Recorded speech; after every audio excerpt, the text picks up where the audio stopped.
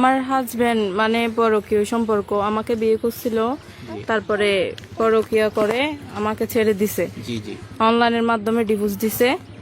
এখনো আমার মানে বাচ্চা আছে, বাচ্চা যখন কমসিভ অবস্থা ছিল তখন থেকে আমাকে ছেড়ে দিছে। মানে বাপের বাড়ি পাঠা দিছিল, মারধর করে বাপের বাড়িতে পাঠা দিছিল। তারপর পরকীয় করে এখন আমাকে অনলাইনে ডিভোর্স দিয়ে এই নির্যাতন করতেছে আর কি। মানে চাচ্ছি আপনার সাথে আপনার হাজবেন্ডের বিয়ে হয়েছিল কতদিন, কত সালে হয়েছে সেটা একটু বলতে পারবেন?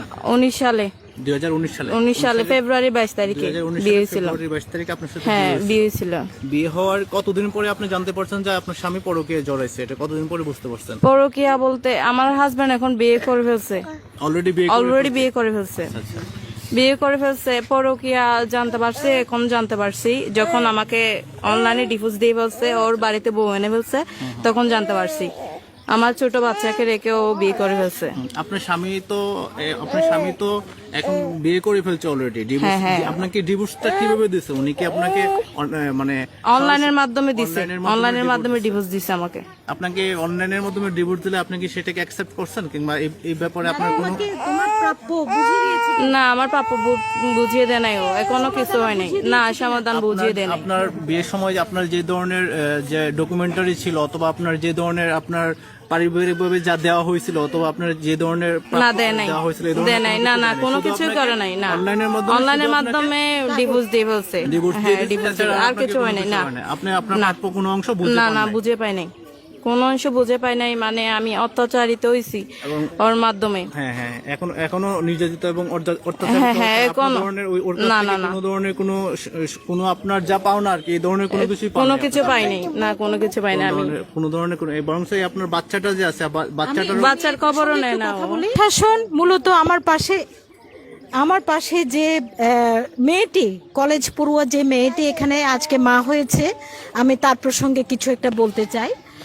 যে সে সবকিছু আসলে বর্ণনা করতে পারছে না। প্রবাসীর এক কন্যা, যে তাকে অনেক যৌতুক দিয়ে বিয়ে দেওয়া হয়েছিল, 12 লক্ষ টাকার কাবিন হয়েছে এবং প্রায় 3-4 লক্ষ টাকার ফার্নিচার দেওয়া হয়েছিল। কিন্তু বিয়ের পর থেকে তাকে নির্যাতন করা হয় শ্বশুরবাড়ির পক্ষ থেকে, স্বামী সহ, এবং শাশুড়ি কিংবা শ্বশুর সবাই এই কাজে জড়িত ছিল। পরে স্বামী পরকীয়ার মাধ্যমে অন্য জায়গায় এনগেজ থাকার কারণে তাকে অনলাইনে ডিভোর্স লেটার পাঠায়, যার ফলে তার সোনাদানাগুলো কেড়ে নিয়েছিল শ্বশুরবাড়ির লোকজন।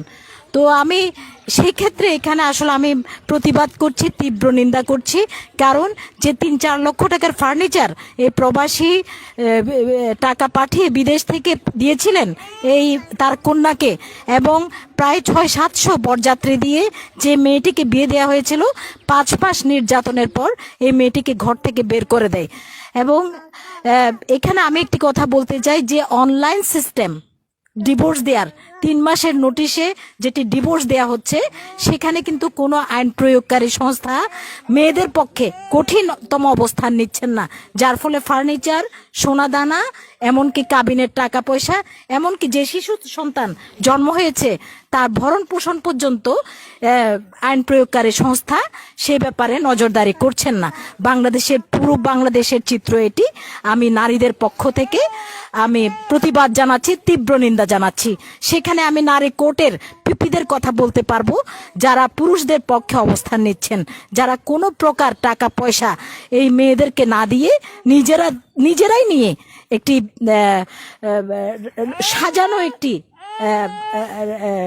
রায় তৈরি করছেন। আমি আজকে যে মেয়েটির সাথে মিডিয়া কথা বললো, আমি এই মেয়েটির ফার্নিচার, এই মেয়েটির প্রায় 8 ভরি স্বর্ণালঙ্কার, এই মেয়েটির 12 লক্ষ টাকা কাবিন আমি অচিরেই তার পরিবারের কাছ থেকে, শ্বশুরবাড়ির পরিবারের কাছ থেকে ফেরত চাই। ধন্যবাদ। জয় বাংলা, জয় বঙ্গবন্ধু।